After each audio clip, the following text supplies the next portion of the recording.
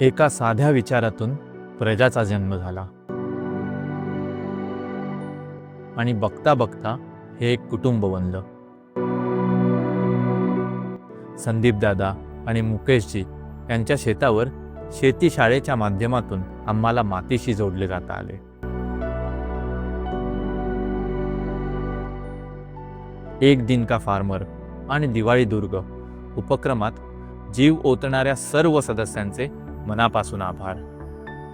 हा सर्व प्रवास लोकांपर्यंत पोहोचवणाऱ्या मीडिया टीमचे विशेष धन्यवाद.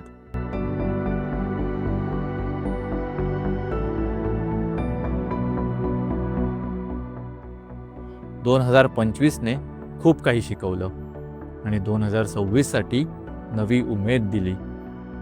तयार रहा.